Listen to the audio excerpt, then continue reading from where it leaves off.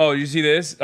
Ted Cruz is reposting Drew Pavlov, who's like taking clips of me talking to Rhina. Hasan Piker just went full mask off at the Zoran election victory rally. Declares it a tragedy the USA defeated the Soviet Union in the Cold War. AOC embraced him on camera just 2 minutes before he said this. Why are these guys still doing this? Like, who is this for, brother? Who's like, wow, we really got to purge these dangerous radicals from our ranks in the party? Done. What do you think it means that this guy ran as a socialist? Doing it like now, after like every norm in American politics is just shown to be like, no one gives a shit. The Attorney General, my favorite politician in the country is the Attorney General Jonestown in Virginia, J. Jonah Jameson, baby. Okay, Who? Jay Jones. Yeah, I love that because that was my biggest lock when we were looking at the text message when they first got released, and I was like, I think liberals are gonna look at this and go, I don't give a. I'm voting for him. No, you cannot subject them to all this and then be like, why won't you rebuke Jay Jones? Yeah, I found out so much great stuff about him these last couple days. Yeah, 2 bullets in the back of the dome, Jones. Did you know that he got dinged for doing like 116 in a 70? Oh yeah. And he got community service, and his community service that he did was volunteering for his own PAC. Yeah, respect. I love him. Yeah. I love the guy. I like that he's also going for Attorney General, which is like that's got to be a ding on your stainless reputation as like the top cop. And he's like, nope. Liberals are like, nope. This administration cut our salaries if you're a federal worker, or fired half of the workforce that live in Virginia. And then they've been starving the Virginians for the past month, and also doing, decadent displays of like the Roaring 20s in Mar-a-Lago. And every liberal's like, no, I want Jay Jones. Yeah. This is the energy you want to bring to the table. I can believe that this is a surprise to the right, because I do think that everyone who has won a presidential election for the last 3 years, winning at all is always vindication of doing things the way we want 100% of the time. Whether it's Brandon, whether it's Trump, but especially Trump too. And it started in 2016, but this idea that just like polls are always unconditionally wrong for whatever reason, that comes from either people who like don't read very many polls, or like can't differentiate between like high quality ones and shitty ones. The results of 2024 were like pretty in line with most high quality polls, but they have repeated that so much. They probably going into this were probably like, it's gonna be like last time.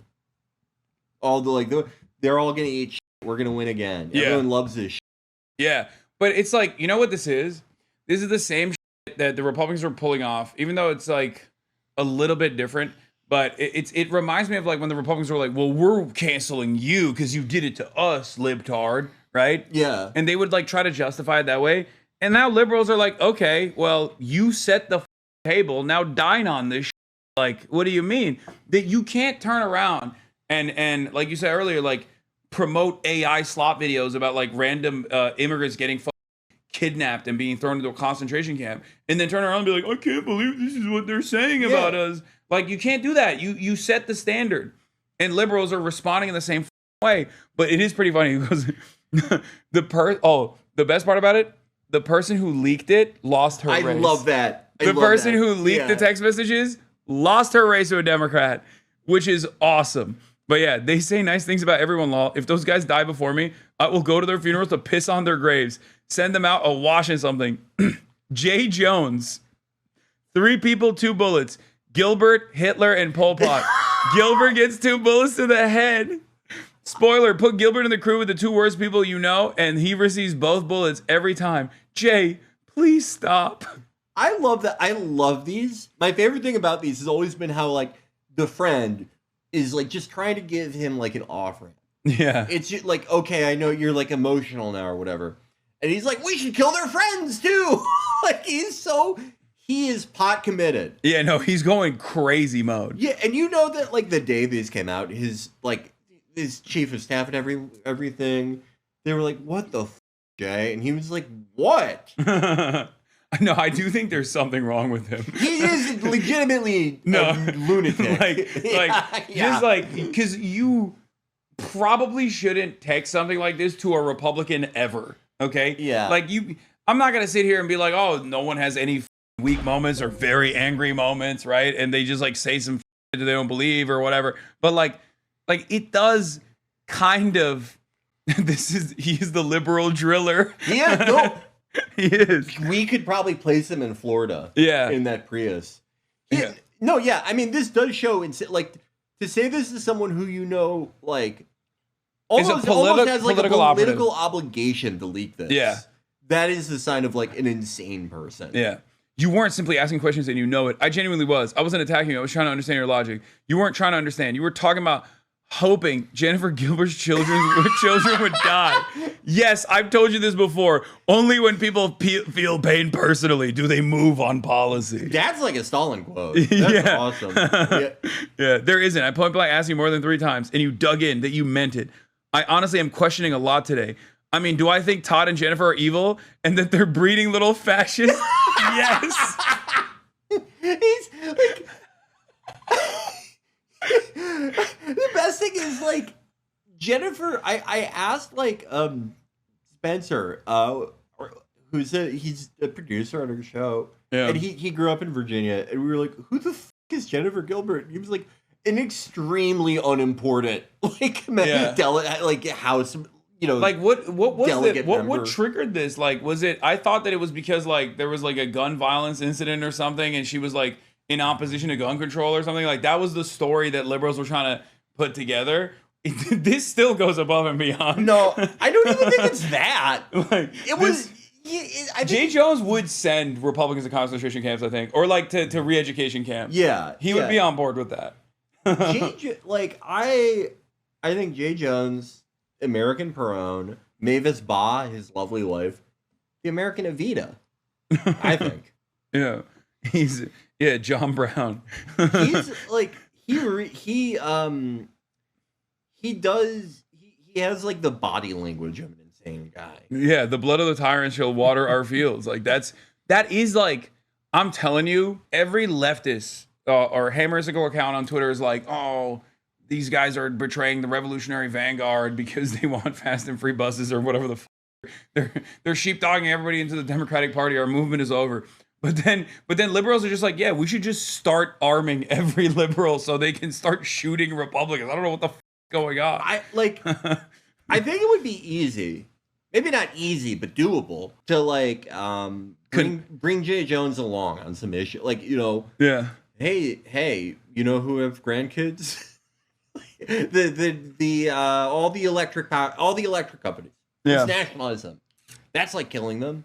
Yeah. You know, let's same thing with all private healthcare in America.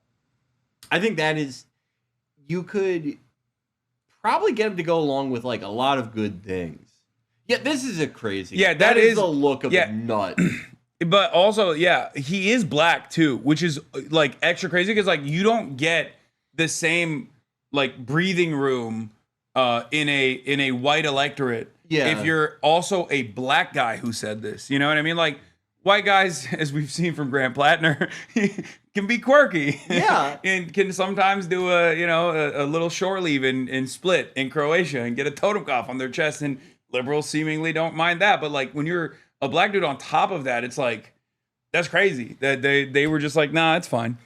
I'm just like, people of all races like freak out, you know, everyone has their own way of freaking out. But the way he did it, it's like, it reminds me of the way that like an extremely like bullied white nerd does it. You know, we were like, oh, holy shit. He does give off a little bit of a school shooter vibe. But there's a confidence that, I mean, if he didn't win, like this would still be funny. But the fact that he won makes it hilarious. So much funnier. It makes it hilarious, and it makes it like a lot cooler, honestly. Because if you do this and you like each, like, okay, whatever. If you win by 6 points, Yeah. Or however much he won, boy. Yeah. He did. He had a decisive Hilarious victory. and cool. Yeah. There was a point where he was actually outrunning Abigail Spanberger. Where I was like, "That's insane." I would have given anything for him to beat. Yeah. What now, Matt Iglesias, with your moderation? It's Jay Jonestown, bitch. There's another thing we talked about on the episode. There are Jones Trump counties. So there's enough voters. There's like 3 or 4% of voters who are like, kill me. Like, you should kill me and my kids. No, there was a text. No, I saw someone that was talking about their Mitt Romney parents, like their grandparents, right? Yeah. This Republican was crying on the timeline and leaked the text message they had with his Mitt Romney voting family members who were like, they want to kill you. Like, Jay Jones, you voted for him? Like, he said he wants to kill you. And they go, oh, well. It's awesome. Oh, my God. No, they're just like, yeah, if it's not Trump, I'm on board. I don't give a what they're saying. This blows out Ruben Gallego. Like, yeah. I think in a national... Oh, here it is. My Mitt Romney loving former Republican aunt and uncle already early voted for Jay Jones. Weeks of my gentle and not so gentle persuasion. He said he wants to kill Republicans and their children so he can piss on their graves because that is the only way to enact policy change. And you were like, ooh, that sounds great. Sign me up for that. Oh no, I had no idea. That's just her trying to get him off the phone. Yeah. Like, fuck off. We're in Jonestown, bitch. Also, I do love that there's a generational reversal here because normally it's your grandparents that are supposed to try to stay on the phone, and it's supposed to be the younger relatives are like, oh, come on, enough. But the MAGA one is the one who's like, come on, how could you do this? This is awesome. Yeah. Wine moms would rather vote for Pol Pot than a Republican? Yes. No, it's crazy. But I don't think the Democratic Party in general is even remotely interested in doing this. Like the DCCC said that they're going to actually put their finger on the scale of primaries, as though they weren't already, but like they're actively saying they're going to do it. Here's the Axios reporting on it. The DCCC isn't ruling out playing in the Democratic primaries because they're still too worried, I guess, about like their left flank unseating some of the most important Democrats in Congress, like the 88-year-olds. Yeah, it's too. The circumstances are too good. Yeah. Why accept the margins possible in a cost of living election when you can just wheel out a bunch of 87-year-olds? Yeah, in a vegetative state, propped up by a bunch of upstart staffers who just want to make a political career for themselves. I mean, hey, we'll see though. I mean, like we've said about Graham Plattner, this is out of our hands. Oh yeah, this is totally out of our hands. Yeah, this will be a real test of Stupid's theory. Yeah, if the DCCC, if they get crushed by like the wave of stupid, they're gonna have like illiterate, like homeschooled people who are just like, I just want healthcare, man. Yeah, and every Democrat's gonna be like, that's my guy. That's the coolest candidate I've ever seen. I think I am very interested in seeing what happens. Not just with Plattner's election, that's interesting. Yeah, but like him in the Senate is fascinating. Yeah, that is fascinating. No, he's gonna. I don't know. I think the more time passes, like I think he had a decent take on like Dick Cheney and stuff. Like he clearly, regardless of his world experience, and there's a lot there. His employment choices. Yeah, his employment choices. Like his current political instincts are better than Kamala Harris. So what does that tell you about where the establishment Democrats are? Because Kamala Harris came out and ate shit on the timeline. I don't even think Barack Obama came out and talked about Dick Cheney. And Barack Obama loves doing that, right? Yeah. And even he had the wherewithal to be like, I'm going to sit this one out with Dick Cheney. Kamala Harris was like, oh, Dick Cheney was a wonderful ally, blah, blah, blah, all this shit. And Graham Plattner was like, yeah, he sucks. I get, like... What did he say? Let's see what he said. Graham Plattner here. Also, this outfit choice is a fire. He has Usually a when great a form- voice. Yeah, he does. That's one thing you have to give to the guy. Yeah. When a vice president passes, we all take some time to mourn. As a veteran of the Iraq War, I'm going to say, no, not this time. Over the next couple of days, I'm sure there are going to be thousands of think pieces written about his legacy. But the only legacy that we have to remember is that he wasted thousands of young American lives, hundreds of thousands of Iraqi lives, and trillions of dollars for absolutely nothing. If we take anything away from this, it should be that we need to build a politics that keeps the politicians like Susan Collins, who support illegal foreign wars like the one in Iraq, accountable and get them out of office. Yeah, not bad. That is, like, please, anybody, like, anybody that says that is gonna run away with it. And it's not new. Barack Obama defeated Hillary Clinton with that. Like, that was it. Yeah. It's so fucking annoying that, like, Democrats keep trying to find a way to retriangulate where they're like, well, you know, we should be pro-Iraq war, kind of, at this stage, you know? The thing that I think is really insane, I mean, you've seen like a billion, like Cory Booker and all these people, they've just like not mentioned Zoran. But of the Democrats that have mentioned him, weirdly enough, Hillary being one of them, it's always like, it's so great to see like new energy, blah, blah, blah. Yeah. The thing, I think like the biggest takeaway with Zoran, besides Israel, besides the fact that like he had a lot going for him, it was a brilliantly run campaign, and he's as good of a communicator as someone can really be. Yeah. Israel, the fact that like these people who wanted to vote for Democrat had someone who was not tainted by AIPAC, by Israel, who you know, had the same human reaction they did, but also he never condescended. There were like memes and bullshit around his campaign, but he was never doing them. He was never doing them. And the Democratic style of communication since 2024 has been so weird because it's always like, okay, I'm gonna try to appeal to all the stupid people. Hey, stupid people, do you want to like buy a truck? Vote Democrat, like Ruben Gallego did. And it's like you realize they can hear the thing you're saying before. Like, they can see how cynical this is.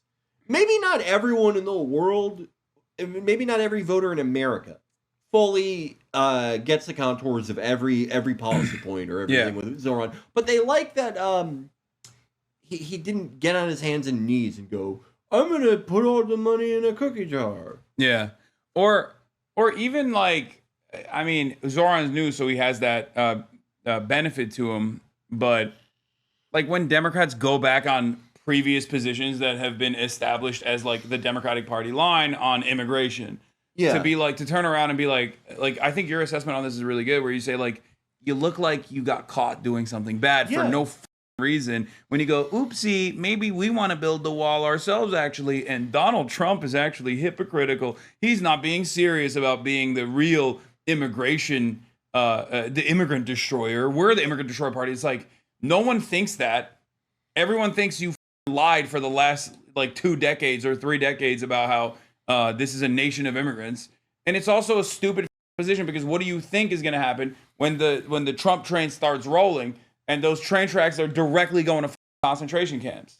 Yeah. You don't ever want to be caught with your pants down like Chris Murphy did when he was trying to do, even in the beginning of the admin, when he was trying to do that weird triangulation where he was like, Joe Biden actually deported far more migrants than Trump has so far. It's like, oh my God, dude.